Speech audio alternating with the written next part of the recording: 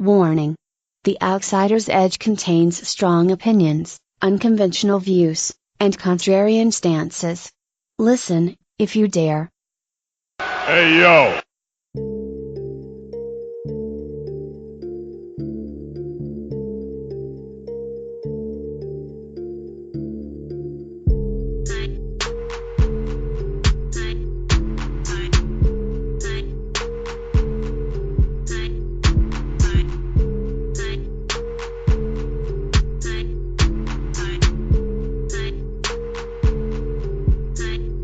What's going on, everybody? It's your boy Rance, aka Ray Cash, and I am here with a special edition of The Outsider's Edge. We've been telling you we had something special for you. We've been telling you we were going to hit you with something y'all hadn't seen in ever, if not a long time. So, first, before I give you the details, let me introduce my brethren, my boy Karl, my boy Kyle. What's happening, guys? Not much. Completely unprepared, so I'm ready to do this. Let's go. Normal Karl, basically. Yeah, pretty much. I got in from All In late last night, and I'm mildly prepared. Yeah, typical Outsider's Edge. I'm the one that's fully prepared. Kyle's in the middle, and Karl, as always, just wakes up out of bed and puts on his headphones. But Get ready. we also have good friends, family of the show, not friends of the show, family of the show. We got the Scots with us. We got Ricky and Clive in the building. What's happening, guys? Good Happy Labor Day. How y'all doing, man? Doing good yourself?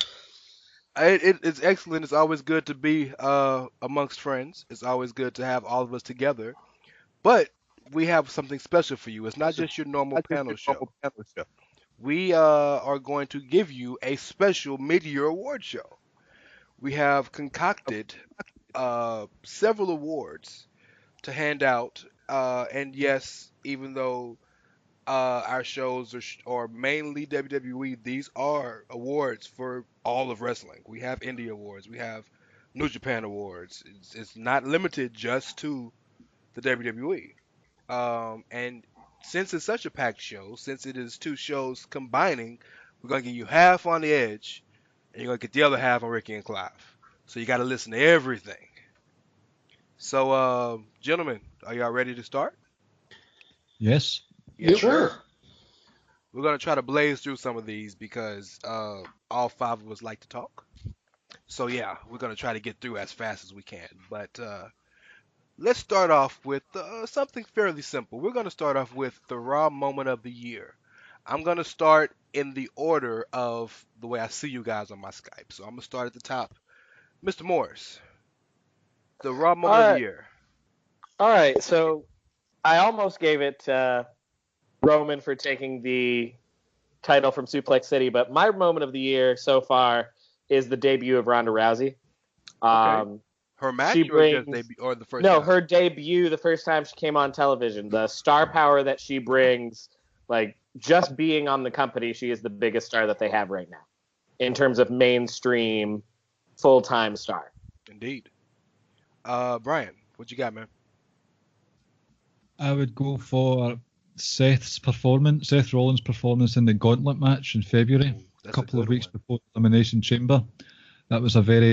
That set the stage for him having the Monday Night Rollins, especially the first half of the year that he had. And it was just one of the best matches that Raw's had, I would say, at WWE for a long time anyway. So I would give my vote to that Gauntlet match overall, but especially Seth's performance throughout. Very rarely can you see one singular performance change the absolute trajectory of a performer. I felt like Rollins was always going to be a top guy, but that changed his trajectory, that performance. Karl, what you got, man? Raw Moment of the Year. So I'm for the sake of being different, because I was actually going to say Seth as well, but for the sake of being different, I will do the return of Drew McIntyre. I really, really love that, and I think he's going to be he's already, he's inserted right now into the main event, essentially, in the main event scene at least. And I think eventually we're going to get that Roman McIntyre feud that I think a lot of people want to see. Now that we finally have a full-time champ, So I love seeing Drew back because I think it was a long time coming. It just didn't work out originally, So for me, that would probably, like I said, I would have gone with Seth, but I will go with that for a close second, I guess. Even though Kyle is not the biggest Drew McIntyre fan, I think all four of us here, all five of us, if you include me, can admit that Drew has brought a different intensity to the Raw brand since he's been back. Things feel different when he's on screen with Dolph. Sure. Yeah. Uh, Rick, So, what you got, brother? I went with the return of Dean Ambrose. Ooh, I think, first of all, it opened the door for Ambrose and Seth Rollins to continue teaming up. It obviously opened the door for the Shield reunion, and again opened the door for a potential Shield triple threat again, whether it be at WrestleMania or not. And the final was where we might get to relive the arguably the best feud of the last sort of 5-6 years or so, and Dean Ambrose and Seth Rollins. I felt like his return just opens up so many different doors, making go so many different directions, and the fact that he's one of the most over guys in the company as well. So for me, I felt that was a big moment. so I am going to backdoor off of what you said, and I mean, you guys know me. So the Raw moment of the year is the Shield reunion. But it's not just in the context of that particular reunion, but it's the night after Roman vanquished the Beast and brought the title back home. This great match with Finn, this big moment with Braun, and then the Shield out of nowhere. That is the best moment of the year to me on that brand. It encapsulates everything that's good about that brand. Those three guys together, Roman and Finn, Roman and Braun, the belt being on a full timer. I loved all of it.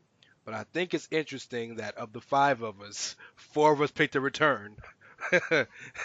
That should tell you something about Raw. Yeah. The interesting part is when new blood comes in. um, so SmackDown. Let's do the same thing. I'm gonna go the reverse way. I'm gonna start with Rick first. Uh, Daniel Bryan returning. I I feel don't like a think. lot of us are gonna say that. Yeah, I don't. I was trying to come up with something different, but for me, that is the biggest, not just SmackDown moment, but probably the biggest moment in wrestling this year. I don't think I need to go into too much detail in terms of why we feel it was such a big moment. It opens up so many potential quote unquote dream matches and dream feuds, and also the fact that no one ever thought he was going to wrestle again in WWE, and it come as a complete surprise to me. So, like I say, for me, that was the standout moment, and it was a kind of a no-brainer for me. So I'm gonna be different. Do any of us have anything different than Daniel Bryan? I do. I do. You do too, Bryan? Okay, well, okay, my bad then. Let's go to Karl first, then Bryan. It's all yours. Okay, so here's the thing. Like, I like the Daniel Bryan moment is great. So I'm not trying to hate on the moment, but I'm trying to think of more in terms of like pushing like a WWE story forward. Like Daniel Bryan's moment was more like I'm back, Yeah, but and then now he we're didn't going to just proceed insert to get him. it, but he got his ass Yeah, beat he by Kevin did. Owens and Sami Zayn right Yeah, afterwards. So it was right, but an angle too. that happened after. So that's why I'm not picking the Daniel Bryan speech. That was a good moment all around. I'm not hating on the speech. So I just want to be different because I don't even watch SmackDown that much, guys. I really don't care for SmackDown right now. And I could have done something with The Miz, but changed my mind. I'm going to go with the night, the Carmella working everyone when she was having her promo with Charlotte. When everyone was telling her, she was talking about how she couldn't do it. Like everyone was saying, I can, I'm not as good as Becky. I'm not one of the four horsewomen. I'm not this. I'm not that, or whatever. And she basically just turned the whole crowd on her instantly because we all thought she was being sincere for a second. And then immediately she went right into the same thing she kind of did when she won Money in the Bank last year. I don't care. I'm a diva. I'm this. I'm that, and the other, whatever. I love a good promo. So she's one of my top promos of the promo. I don't think that's an award because I haven't really looked at the list that well. But she's one of the better promos in the company in my opinion, and I think that was the A promo for her and of SmackDown really, and other than outside of the Miz and like everything he says. So I'll be different. That's very different because I don't even think that was Carmella's best promo. But hey man, it's all you, dog. Bryan. So who do you have that's different than the obvious answer of Daniel Bryan's return?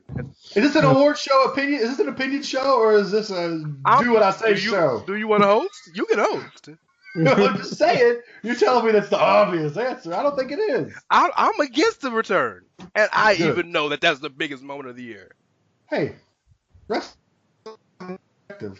What is the show about? I'm so mad at you right now. You sound like an indie fan. Go ahead, Brian. This does still involve Daniel Bryan, and it's going to be the video packet, the 3-part video package that they had hyping up the Miz versus Daniel Bryan, separated into, first of all, the NXT version 1. Second, there's stuff going on in 2010 as well when they were fighting over the US title, and then Talking Smack segments. Now, what I really liked about it was, see all these WWE Network documentaries where they have the talking heads talking about old rivalries and stuff, but it's like shoot interviews. Well, they gave this kayfabe story that talking head feel, and it made it come across real, and it was just the music that they had playing it separated into 3 different parts of the show. That really hyped that match for me, and it is probably one of the best production things that SmackDown have done in a long, long time, and it got me really hyped for that match. So hats off to whoever thought of doing that. It's definitely a feud worthy of having something that, dare I say, grandiose of a promo video for it. It's been going on for the better part of 10 years, legitimately. But Kyle, tell Karl why he's wrong. I mean, the moment of the year is Daniel Bryan returning. Like, that's the answer. I'll be different, though, and give you my sentimental moment of the year. Okay, sure. Daniel Bryan's return is the moment of the year for SmackDown, but my sentimental moment of the year is the Usos finally appearing on the WrestleMania card proper. Yeah, that's real. I love that you brought that up. Like, I know how the match went, and, like, I'll get to my feelings on that when we get into best and worst tag teams, and I got some fire to spit on that whole situation.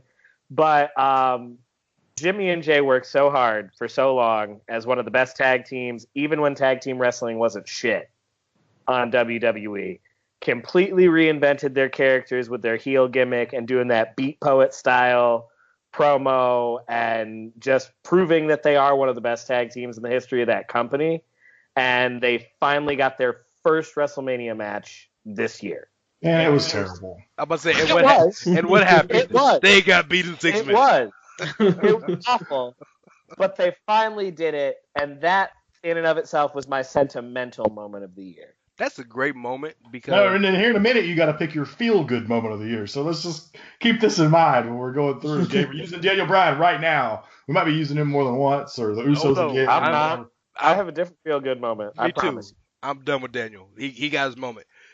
To be fair, though, I have been one of the biggest vocal detractors of Daniel Bryan's return of any of us on the internet. Listen to any podcast you can listen to. I don't know if anybody's been more adamant about that than me.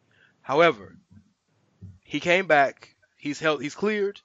It's his right. It's his choice. For him to get that call, for what that meant to him and what that meant to so many people, what it meant to that show, I cannot deny that nothing bigger happened on that show in 2018 than that night when he came out there and he said, "Follow your dreams." Like I told my kid that story. You know what I'm saying? Thank you, Karl, for being so thank you for being so mature. Asshole. Okay. I'm sorry. So we've done the big two, but I think we need to talk about what I think is arguably the best brand of WWE right now in general. Oh, it's not arguably. It is the best brand in WWE. I'm trying to be diplomatic here, but yes, it is. The NXT moment of the year, we're going to go the other way around, and we're going to start with Brian. Okay. Now, this was a hard pick because there have just been so many match of the year contenders on TV alone, never mind part of the takeovers. A quick honourable mention to Nikki Cross's meltdown in her interrogation this week, where she was basically saying to Regal, I know who did it, I know who did it, and was just chuckling away. But I gave it away there a wee bit. NXT moment of the year was when Dream was saying to Ricochet, anything you can do, I can do better. And Ricochet says, oh, is that fucking right? And just somersaults over the ropes. For me, this story wasn't just about flippy shit. It was the fact that flippy shit was what he could do better than Dream. And just the gaping face of the Dream, the shock in his face as Ricochet somersaulted and landed on his feet. That was a jaw hit the floor moment. Excellent stuff. Really got me hyped for that match they had. Yeah, basically he was like, look, you think you better than me? You want the spotlight? I do that shit. Mm-hmm. And Jim was like, oh my god. All right, Kyle, what you got, brother? I went with the first Gargano and Ciampa match. And this is the one in New Orleans. Yes, the one in New Orleans after Ciampa came back, and just the quality of the story they had told up to that point of Ciampa destroying DIY and coming back and being super jealous of Johnny and then just kicking Johnny's ass. That was great. That was great. Rick? So I was going to go with the Tommaso Ciampa Gargano first match where they both sat down in the middle of the ring and kind of recreated the moment from the Cruiserweight Classic. Yes, Cruiserweight Classic. But I don't know if this is a little bit off the radar, but I'm going to go Tommaso Ciampa winning the NXT title. Yeah. Best heel in wrestling. Best heel in wrestling. He's not a heel, he's a face, sir. I mean, Johnny's a heel in that feud. Yeah. No, that's why. The best heel in wrestling, the best heel in the company. Like I said, it just felt right. And like I said, it's allowed his character to develop a more sinister side and more. Just I felt he needed it. And also what helped with it was a nice little wrinkle again into the feud with Gargano with having a title on the line at the last takeover. So for me, that's my NXT moment of the year. Well, we know Karl's going to say something Ciampa-esque, so go ahead. It's the same thing. It's Ciampa winning the title. The reason, you said everything that I would normally say. I just want to add one little snippet about it. It shows to me how not tone deaf NXT is in comparison to their partners upstairs, SmackDown and Raw, and that they know when to strike, it seems like, at the right moments almost all the time. And like WWE, like just a perfect example, Roman Reigns, if they're going to put the belt on him, should have done it a million fucking years ago. We've been waiting on Brock to lose the belt for so long. But with Ciampa, it just happened, like literally, it's like he's at the peak of his game right now, at the top of his game. So yeah, I could have tried to have been different on this one because someone said Ciampa won the title first, but I'm not going to. It's Ciampa. He's winning the title. Sure. So I'm gonna give a cop-out answer. I can give you one single solitary moment, but my actual answer is the entirety of NXT Takeover New Orleans. That's the greatest show I've ever watched from top to bottom. The 6-man ladder match for the North American Championship, Shayna and Ember in a amazingly story-driven match. The Undisputed Era versus Authors of Pain versus Pete Dunne and Roddy, where Roddy finally turns after all the months of the speculation and recruitment. Andrade finally beating Aleister Black finally beating Andrade and getting the title, getting the demon off his back, and then Ciampa Gargano ending the way it did. That you can't say a card is perfect, but that was the perfect card. Perfectly built, perfectly wrestled, perfect on rewatch. If I had to pick one moment, Tommaso Ciampa pulling off Johnny Gargano's wedding ring, spitting on it and throwing it in the crowd is the most savage thing I've ever seen done. But yeah, I'm finding these consensuses about us because we're all similar in our thinking, but different to an extent. But we all basically said, all right, Ciampa's got to be involved in some of this, except for Brian, whose moment actually might be the best moment. So now we get interesting because only one of us watches New Japan on a regular basis. So, speaking of that, I'm gonna save you for last, Rick. That's fine because I want to go first in our next category. Okay, that works for me. Ricky, what you got, man? New Japan moment of the year, brother. Like I say, there's only one of us watch it on a weekly basis, so I might be copping out here, but I went with Kenny Omega winning the title. Just like we says on the face of it, it concludes like a 2-year journey or 18 months or so, however long it was, or was it 12 months, where he was trying to wrestle that thing from Okada. Unsuccessful a couple of times, and then ultimately wins it. And the match they had was a great match. And like I said, I can't go into too much detail because, like we say, we don't talk about it. I don't watch it on a weekly basis. I watch it now and then. But to me, that just kind of felt like a big thing. Felt like a breakthrough, absolutely. A girl remember crying. Karl. Okay, I also don't watch New Japan much, but I'm gonna give it to the Firing Squad beating the bejesus out of the Elite, and really the whole group fucking up the G1 as well. Like they literally, like they have done nothing but give zero fucks for the last however many months now, and I think it's great. I think it's the perfect shot in the arm, even though everybody loves New Japan and it's the most amazing thing ever. For someone who doesn't really care about it that much, this is like the perfect shot in the arm to get me to want to watch it. Because it's like, oh, now they're doing something kind of different. It's not the same shit over and over and over again that they normally kind of do. They focus on the strong style or whatever. These guys are like, fuck strong style. We're here to make money. We're here to fuck people up. So, Firing Squad. I appreciate that the new president, I don't know his name off the top of my head, so Kyle, if you do, if you want to say his name, I don't remember what it is. Oh, I can't pronounce his last name. But he is not a Japanese person. But I appreciate that he seems to want to keep the base in the style they have, but still kind of cater a little more to those who aren't into that specific style. Firing Squad is something that can get a guy like me and Karl, who appreciate what they do but don't watch it, interested. Brian, what you got, brother?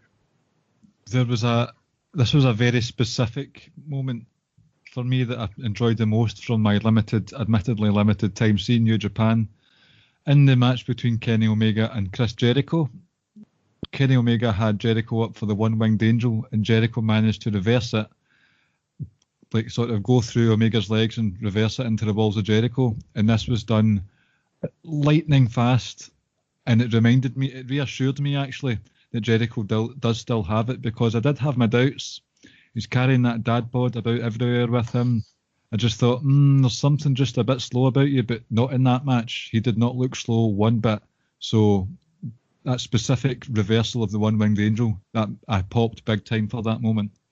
By the way, the whole Kenny Omega Chris Jericho feud could have actually been the answer here.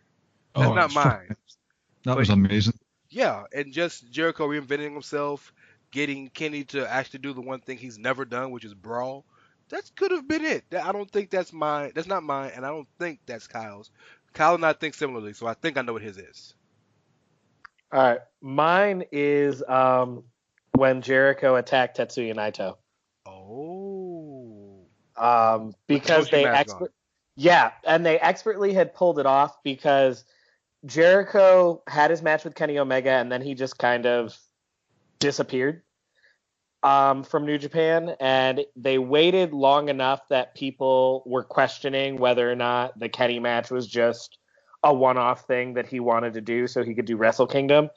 So then to have him just, with the Bushi mask on, beat the dog shit out of Tetsuya Naito, then demask, and it's like, oh, all right, so that's where we're going next. After he had surprise attacked him the night after Wrestle Kingdom. Yeah. But when I remember when he jumped up from the crowd that night when he beat Naito up, like the crowd was terrified. It wasn't this is a great angle. It's like, oh my God, where's the cops?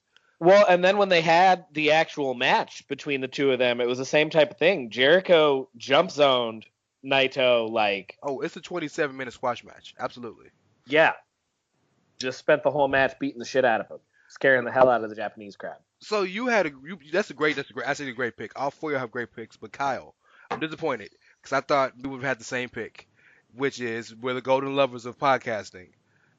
Oh, the return Coda of the and golden lovers. Kenny getting back together, embracing in the ring, and the golden confetti popping out. Come on, right after Kenny turns on him. I'm not Kenny. Cody turns on him. That we're talking moments That was a great here. moment. That's That a was a great moment. tremendous moment. And talking about stuff in the making, that was what 5-7 years in the making almost. Easily. Yeah, like that moment to get and think about how much different. That's the moment that gave Kenny the strength to beat Okada. That's the moment that gave Coda the strength to damn near win the G1. Like that moment put those two back on the trajectory of their lives and careers that they had fallen off of because they wasn't in each other's lives, kayfabe wise. I mean, you're right. That's a great moment. Yeah, I mean, but with the Golden Lovers, bro, you just can't get your Golden Lovers shit right. I'm disappointed. Okay, so you said you want to go first on Indie Moment of the Year. You just went to the biggest indie show ever. I have a feeling we're gonna have some correlations here. I mean, All In is obviously the biggest indie moment of the year. Like, I don't see how you can argue that it's anything else. The fact from selling out the 10,000 seat arena in less than an hour to getting talent from all these different promotions that are within the American independent scene, and then even the guy getting Kenny and Okada from New Japan, bringing all those people there. Having been in the crowd, I can say the sound mixing for the pay-per-view did not do justice to how electric it was in that building. The crowd was there for absolutely all of it. The pre-show started at 5 o'clock, and from 5 o'clock till 11 o'clock or whatever time it ended, everybody was 100% invested in the entire show. People didn't want to leave to go to the bathroom because they were afraid they were going to miss part of the next match. I just don't see how you could argue anything other than All In was the indie moment of the year. Well, you're going to get 4 men who's about to argue differently. And I'm going to start with the biggest arguer of all of us, Brother Irvin. You're muted. Wah, wah. You're muted. Karl, you're muted. Karl, we can't hear you. Goddamn. Okay, I'm going to argue. I'm not going to argue, Kyle, actually. He's right. All In is the ending moment of the year, but I would like to be a little bit more specific to All In, specific part of All In. Because for me, it's Cody winning the NWA World Championship. What a great feel-good moment that was. Yeah, we haven't gotten to the feel-good moment yet, though. So right now, this is the indie moment of the year for me because I think, and more so, I'm gonna be talking a lot about Cody Rhodes probably as we go forward in this. So I don't want to get too far into it, but if you have seen all the work Cody's put in over the last year or so, I was in New Orleans for Supercard of Honor when him and Kenny had their match. Cody, he's not the greatest wrestler in the world. I mean, we know this. He's like a 3.5 star match kind of guy. But he is, to me, he's like a master storyteller. And I think this happened again Saturday. And I mean, we all know the history with his dad and everything winning the championship. But that crowd, man, they were here for Cody Rhodes winning the NWA World Heavyweight Championship. Cody Period. Rhodes, by the way, who's the biggest heel on the Indies and was a babyface, like of all babyfaces that night. If Nick Aldis would have won that match, he would have been booed out of that building. Yeah, People would have been throwing shit. They said as much in the commentary. If you gone back and if you watch it, I didn't go to the show on the commentary. They said if Nick Aldis walks away with the title, they're going to boo him out of the building. He doesn't care. They were playing the story, but Cody winning the NWA World Championship is like a piece of All In. So All In is the moment, and then I will say Cody is part of that moment. Ricky, what you got, man? That was my exact answer. All right. Cody winning the NWA World title. I don't have too much else to add on to that, other than for me going into All In, it was I don't want to say it was a foregone conclusion that he was going to win the title, but it was just was more or less, and I think despite that kind of feeling, you still saw the reaction and how much the crowd loved that moment. So, like I says, that I don't think there is a bigger moment. It just felt huge. Like I says, everything to do with his father, everything in the past, and how much that title means to him. So that's my answer. I can't think of anything else, if I'm honest. And also, can I add that I think it was a nice touch that Cody brought his Nightmare family with him, and Aldis brought his business partners with him. Yeah. The difference between love and business, or love and money. And of course, God Daddy Page got to come in and hit the best diamond cutter in the business.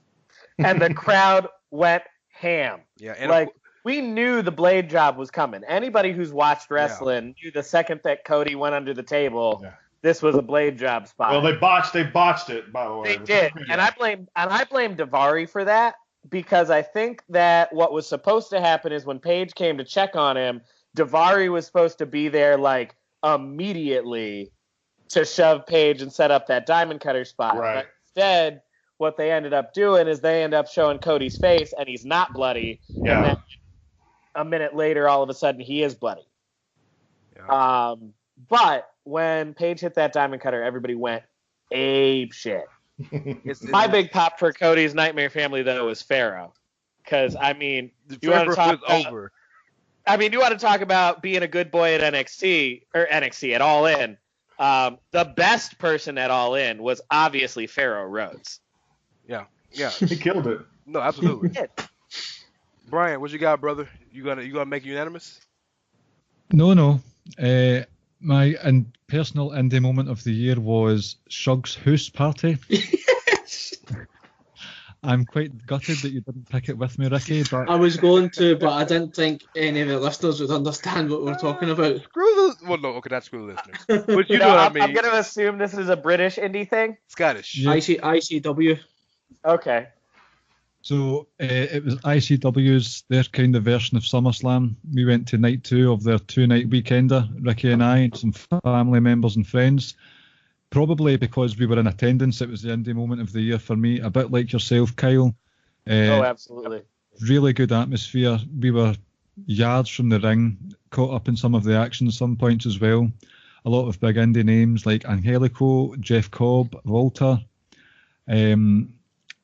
James Storm, who had an absolutely wild sort of, it wasn't exactly a street fight, but it got pretty violent. James Storm is... You had the thumbtack spot as well.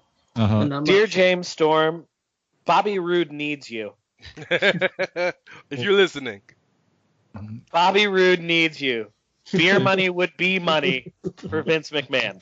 He's a monster heel right now, James Storm, in ICW anyway. So Bobby Roode's best work is as a heel. This fits for everyone. Bring back beer money. Just makes you think sometimes, doesn't it? But the main event as well, where you had DCT win the title, his story has been quite similar to Bayley's ascension to become Mrs. NXT back in the day, where she wasn't taken seriously, just a sort of playful gimmick, and she rose to the top, took things seriously, and became the champ. This was a similar story with DCT, who is real life shoot married to Viper as well. So Mr. and Mrs. Viper are the women's and men's champ of ICW, so it was a real good time for that as well. So sorry to not pick All In, but I did enjoy my ICW. I mean, the highlight of that night was clearly Session Moth. Oh yes, she was excellent to see her live. That's Grado was there as well. Jeff Jarrett, guitar shot, which, by the way, those guitar shots in real life, they sound agonising. So, great stuff all night.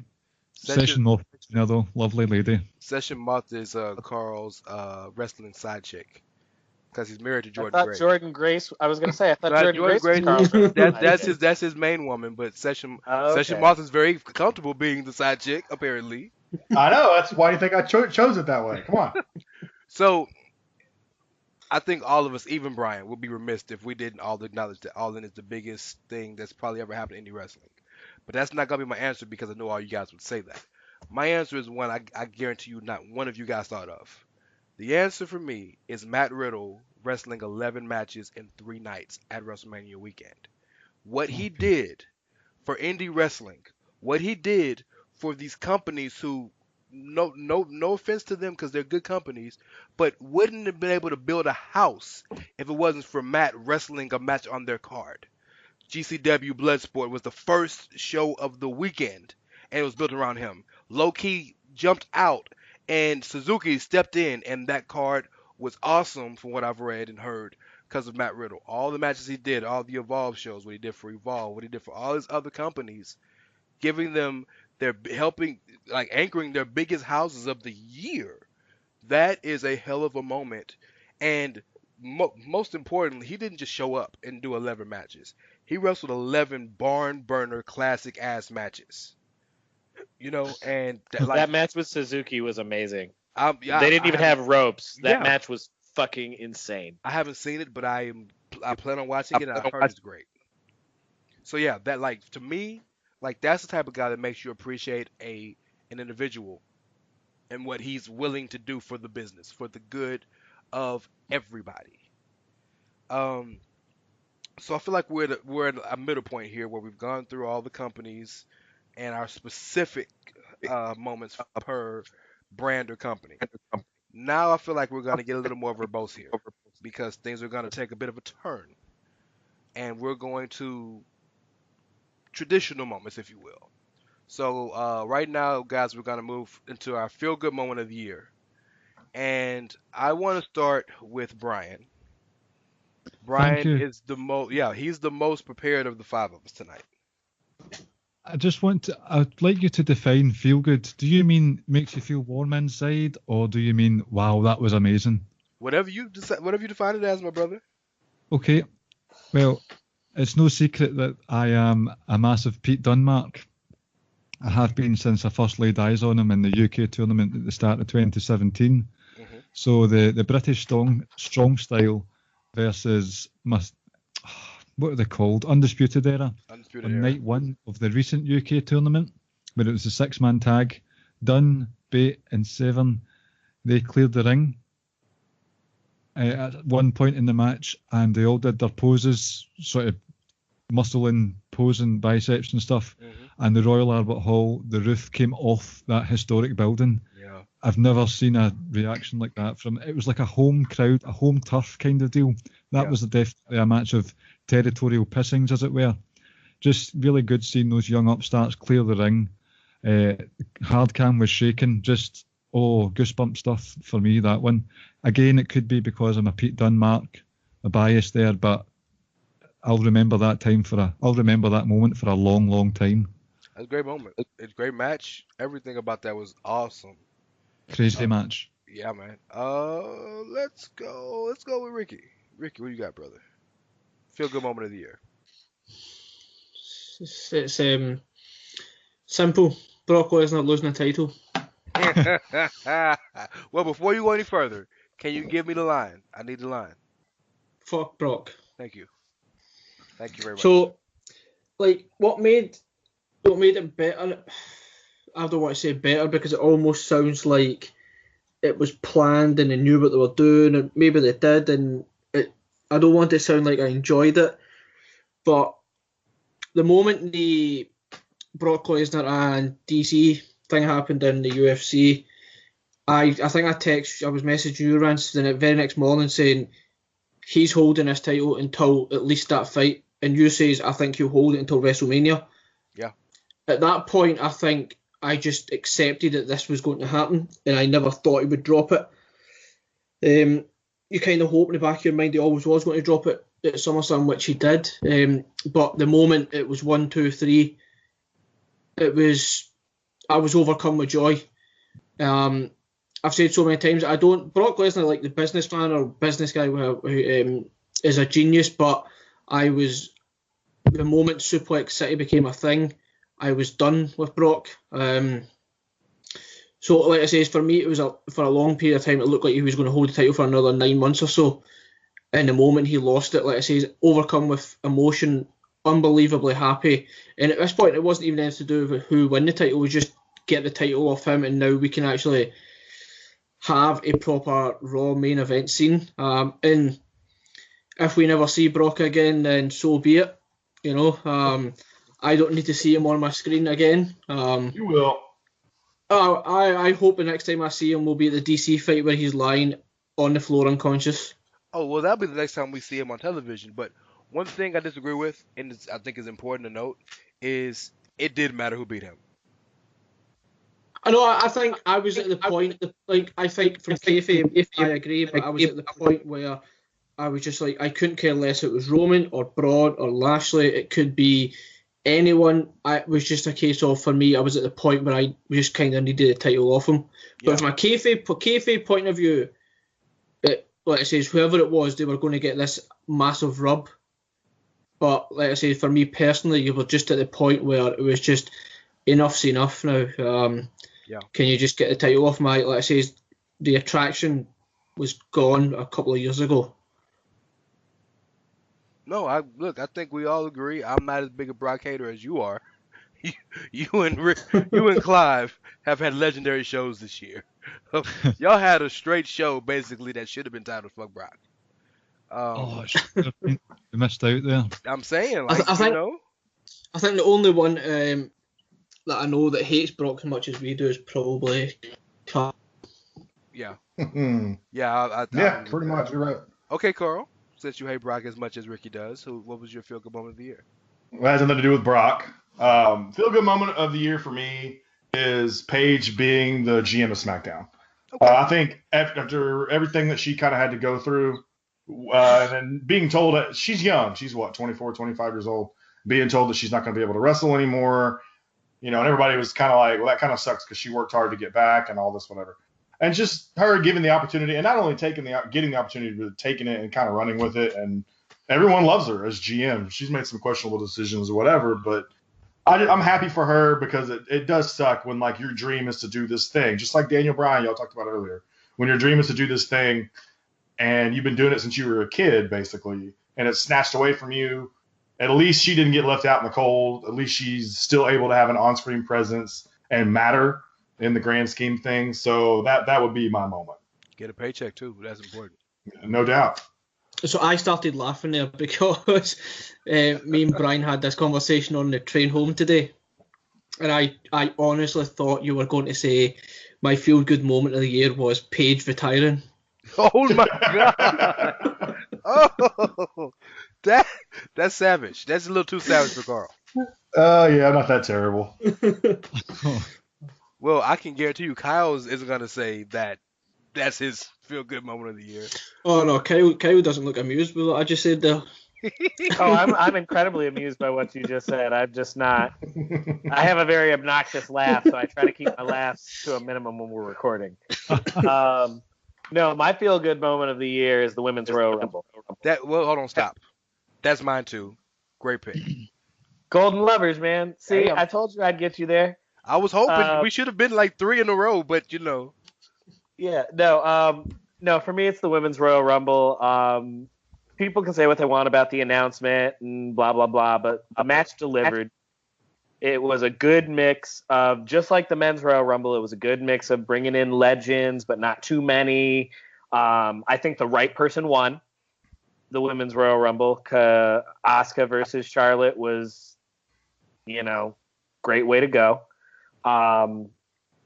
But yeah, I don't know. The Women's Royal Rumble, that was the moment that made me feel the best. All In was great, but for me, the feel-good moment of the year was the Women's Royal. And I want to add this.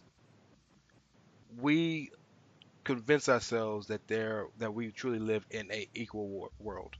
And if you're in the spaces that people like, and this is no offense to you, Karl, or to you, Brian, but if you're in the spaces that people like me and Kyle and Ricky are, where we're different from the status quo, you know that very, very fervently. So in wrestling, where women have been treated as nothing but objects for the better part of the entirety of the business, for them to get the final thing that they needed to get, the final thing that they could attain to make them equal, and not only for them to get it, but to be able to look back and give some love to the ones before who didn't have the opportunity, and to main event the show, And then once the right woman wins, you main event after that with the biggest signing of the company's history. Everything about it's I have daughters and it just gives me goosebumps to now know that I remember when I was trying to get my daughter to watch my oldest daughter to watch wrestling and she wouldn't watch it, like she was watching with me just because I was there. She was there, but she wouldn't get interested in it because she didn't think girls wrestled. And then she saw girls wrestle and she was like, "Daddy, women wrestle?" Baby, yes. And now we're going to a WWE show in 2 weeks on the floor, and she's been talking about it literally from the moment I told her. And I owe moments like that, two moments like that were Women's Royal Rumble. So yes, feel good moment of the year, absolutely. It just from a parent standpoint, it gets me misty eyed to know that my daughter, who has said, I think wrestling would be cool, actually can attain the same things that I would be able to attain if I wrestled. And that really gives me hope. So I'm really sorry to be all mushy and shit because we're finna get real disgusting and disgraceful. But So I don't want to spoil this beautiful moment, but I think Clive can kind of relate to myself, yourself, and Kyle. He's a redhead after all. Well, no, that's all the more reason he can't relate because it means he has no soul. Remember, gingers have no souls. good point. But and this might be really stereotypical of me to say, but is a redhead in Scotland very different, or a lot of Scots redheaded? I don't know. It's actually quite the stereotype, really. Irish are Okay. more red-headed than Scots these There days. you go. Good point. Yeah, And we don't walk about in kilts either. I know that much. I mean, you No. don't, but that doesn't mean other people don't. We saw what you be wearing these days, brother. Come on. Oh my god. Yeah, I mean, a kilt could be a step up from some of them outfits, man. All right. So we've had a lot of fun, but these last two are probably our worst two categories of the night.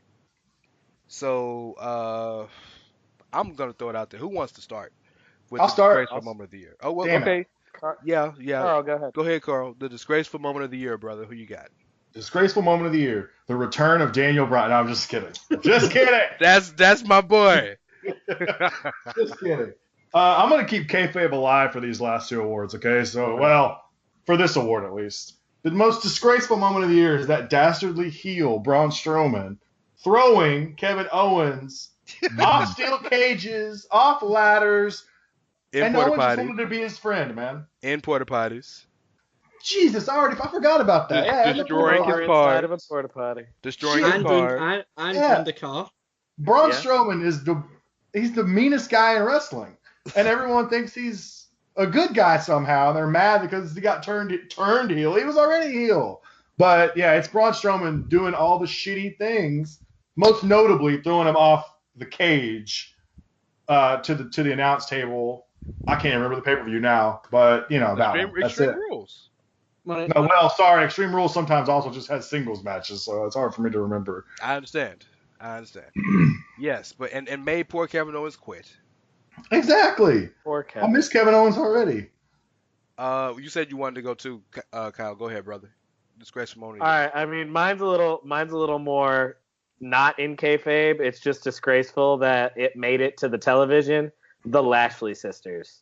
Everything about Word. that was disgusting. Word. And not the good kind of disgusting. Yeah. The who the fuck let this on television kind of disgusting. I might have picked that had I thought about it, but it had been erased from my mind so much. Definitely. Good point. And, Brian. Like just rooted in so many terrible stereotypes. Yeah, man. Yeah, that it. And you know what? I'm Sami Zayn, man. Hats off to you. If you're religious with me like me, God bless you. But man, like he did everything he could to not make that be shit. He tried. He tried. So I think I know you said for Clive to go. Oh, I have a Rick. feeling we might have picked the same thing here. So Have at it. what happened to the revival on Raw 25? Man, Oh. that's a Caleb answer, bro. Poor No, Revival. I didn't like it. Well, and I mean, when it happened, people kept trying to say, "Oh, that wasn't a burial. That wasn't a burial." Look where the fuck the revival is now. Exactly. Wait, hold on. Let me be the contrarian.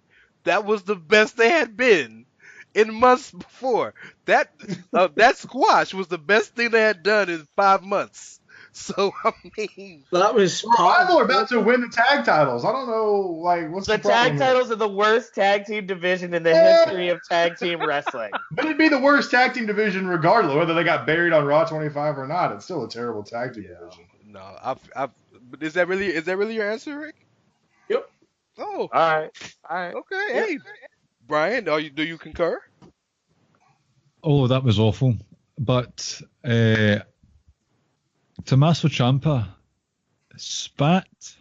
He gobbed.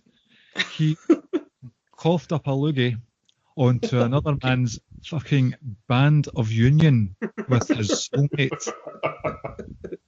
That is like shockingly horrific what that man did. That's something. See at the end of a really horrible horror movie where the good guy gets their head chopped off and the baddie wins. Well, that's nothing compared to a Ciampa spitting on another man's wedding ring. I have a request. Can I change my feel good moment of the year to Tommaso Ciampa's taking out the wedding ring and spitting it and throwing it in the crowd? just because Brian thinks it's disgraceful. I watched that match with my 12-year-old daughter, and she likes the violence that Gargano. Obviously, it's cartoon violence, right? But Yeah. when Ciampa spat in that ring, she turned round and she was horrified. A 12-year-old girl, she's not supposed to see things like that. Well, okay, but had she watched All In with you the other night, she would have seen 6 dicks walk out. Hey. So I mean, what Do would you not rather insult see? the dick druids of famous dick wrestler Joey Ryan. How Apologize. dare you, sir? I apologize. The crowd was all here for those dicks. Oh, yeah. Did you not hear the rest in penis chant? I did. It was. I got a chuckle out of that. That was pretty funny. Hey, if you're keeping the kayfabe, I guess, yeah, Ciampa throwing. Yeah, I understand. My moment, again, if I can be different, is okay. You guys know me. Again, I'm a pretty transparent wrestling fan. The fans chanting for the clock at the Seth and Dolph match. Yeah, that was I pretty could shitty. have used fan chanting and fan hijacking in general, but I didn't want to be labeled as the guy who sticks up for Roman all the time. So I used the one instance in which it was audibly bad for everybody. But you beg for different things. You beg for your guys to be put in the main event. You beg for your guys to be pushed to a certain level. You beg for your guys to be champion. And you get 2 guys you've been begging to see in a moment you've been begging to have them in, and you care about the clock more than the match that's going on in the ring. That's disgraceful. Can I just add, Pretty fucked. from a non-kayfabe thing, one of the more disgraceful things this year has been the growing toxicity of fans in arenas or social media. It's getting quite ugly these days, so that's been quite hard to watch online. And it is, in the true sense of the word, it's lacking grace. It is disgraceful. Not only that, you're absolutely right. That's the real answer. I think we all can agree with that. And this isn't. I don't think I'm taking a shot at All In here, Kyle, because I'm not. I think it was tremendous and I loved it.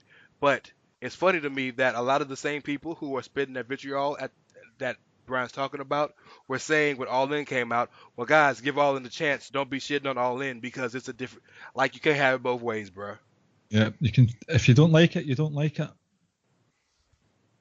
Okay, so we got one more, right? Yep. All right, so this one, I think we're gonna have some interesting answers for this one. I'm gonna start with Ricky first. But what were you thinking? Moment of the year. The real answer is what Ricky just sent us on WhatsApp. What he wore the other day to work. That's the real answer, but those of you listening can't see that.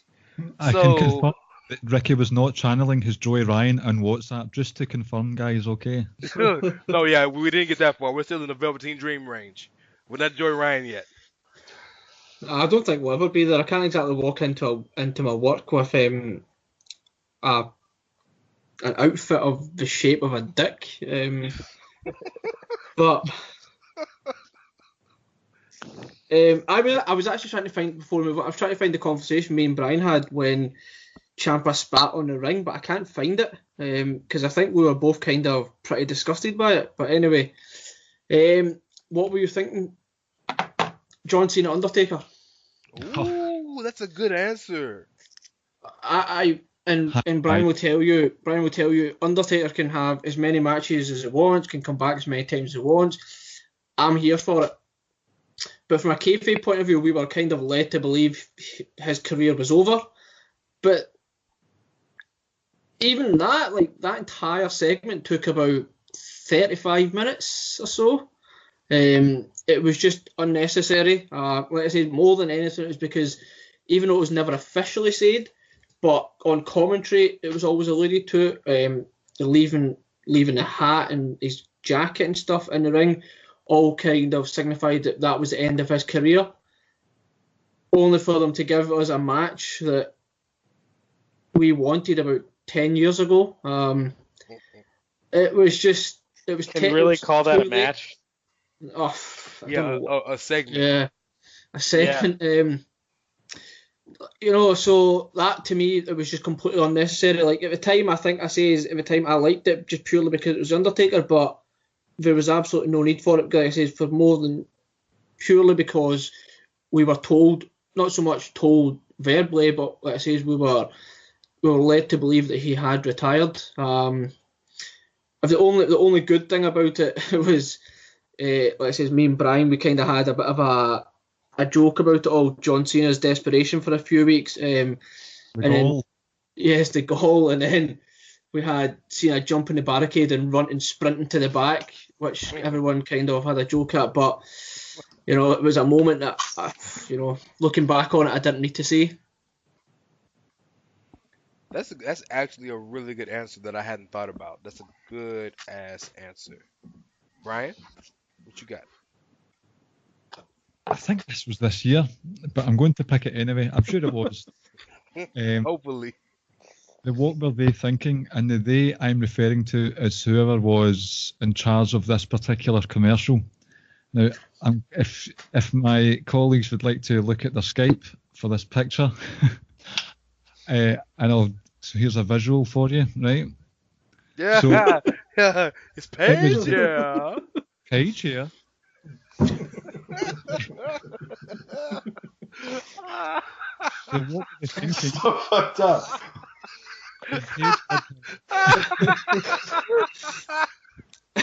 Paige here.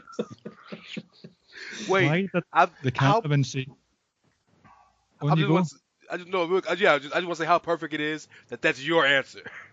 It's so perfect that is your answer. I love Paige. I'm gutted she retired. I'm really happy that she's the GM.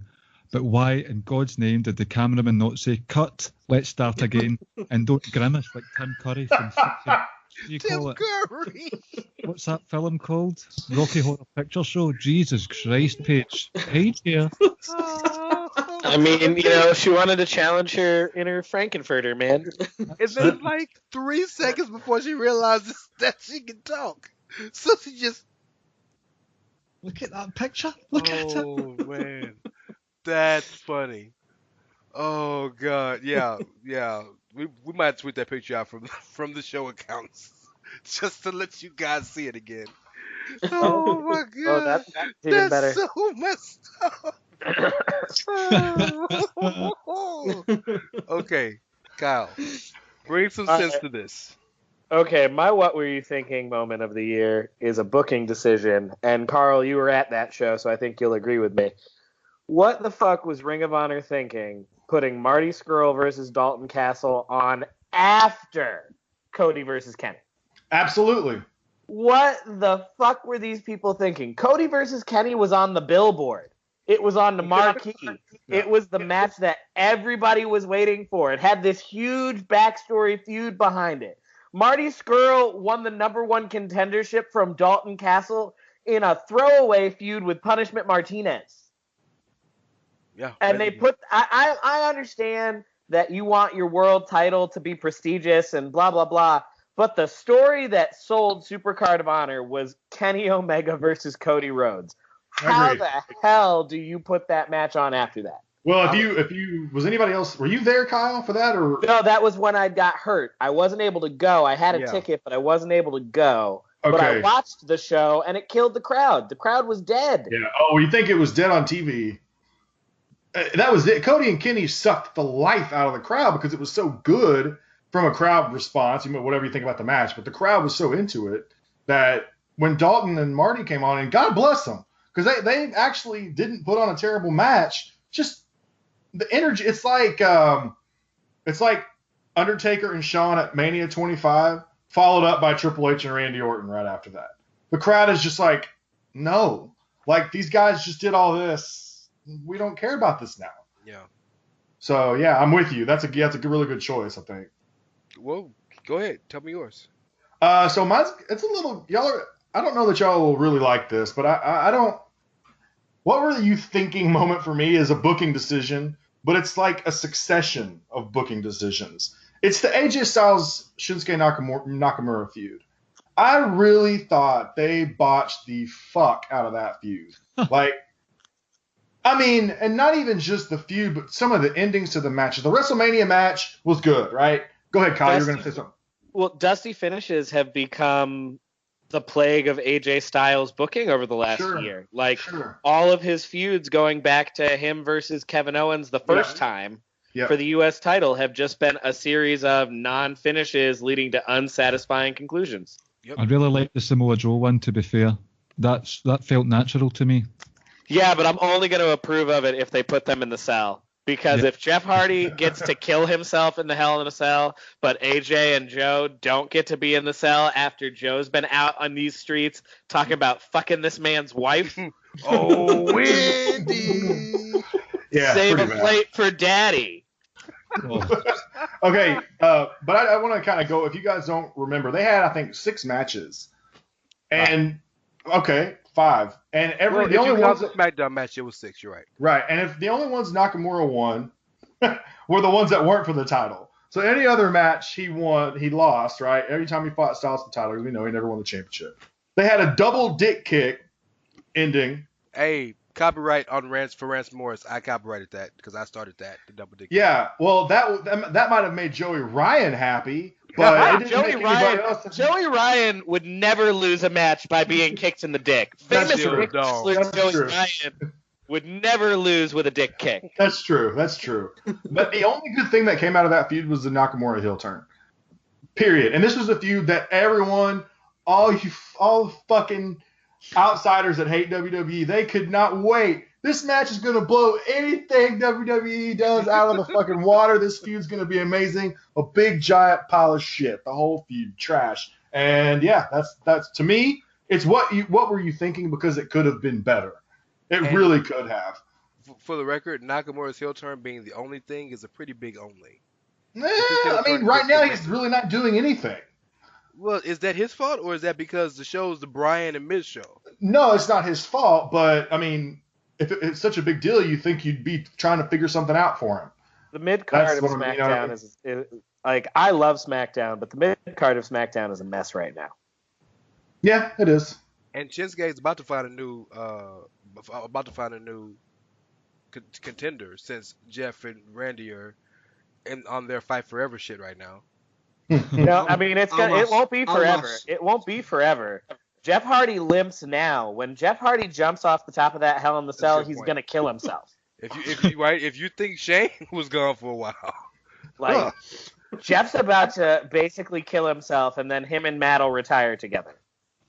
So I'm going to say for mine, and kind of, I guess, in this debauchery, if you will, I'm going to say my what were you thinking moment, and I'm going to speak about the company that shall not be named, that I don't speak about, that I don't care about, and that is Total Nonstop Impact Action of the Global Force Wrestling Owl Anthem group.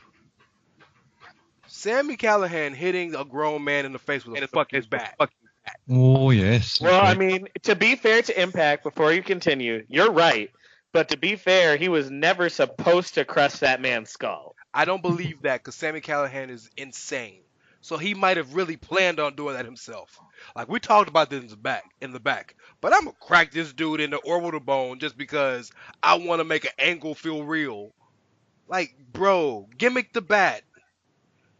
You Yeah. know, Yeah, and gimmick the Yeah. bat for sure. Gimmick then the for bat you, for sure. and don't get me wrong, I'm an old school fan just as much as the rest of us. So I appreciate taking a real life story, and if both all parties are okay with it, turning it into something real. But then you go around and start fighting with podcast hosts. And did you see what happened this weekend where he was doing something with some chairs and security stopped him and he thought they were playing along with the show security and they pulled guns on him? This guy is insane, dog. Yeah, that company got like booted from that arena. Our friends over at Keeping It Strong Style, what's up to Josh and Jeremy?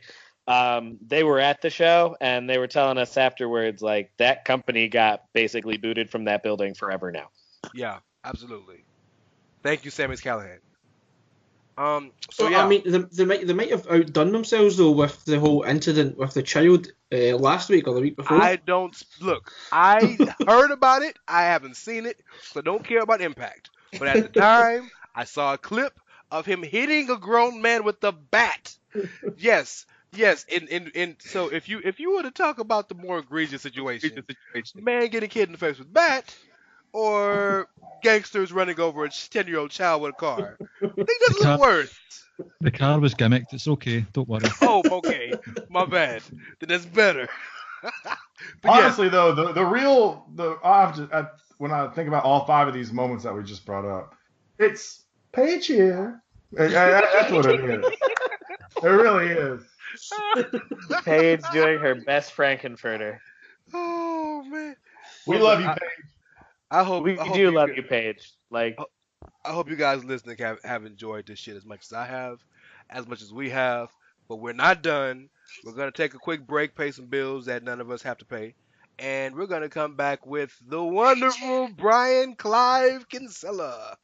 Ricky and Clive coming up next. Thank you guys for listening. We'll give you all our shout outs at the end and stuff on Ricky and Clive. Do you want to do that now? No. Since this is two separate shows. I've got a joke for you. Oh, Oh, please, shit. yes, Yeah, yes. end it on a Ricky, joke. End it on a joke. Yeah, that'd be pay great. attention, Ricky. Okay, before the joke, real quick. Before the joke, at Dr. S'mores, at Ricky and Clive, at Outsider Curvin, at It's Ray Cash, at Outsiders Edge SS, at Social Suplex. Do you think? So, my God, see, now that I'm about to say this out loud, it's awful. Um, Mark Calloway, reports have come out what he's going to be doing once he's officially retired from WWE. His new next job will be like sort of processing the online applications for a popular online dating site. And his role will be the Tinder taker. Bye, man. Thanks for listening, guys. Thanks for listening.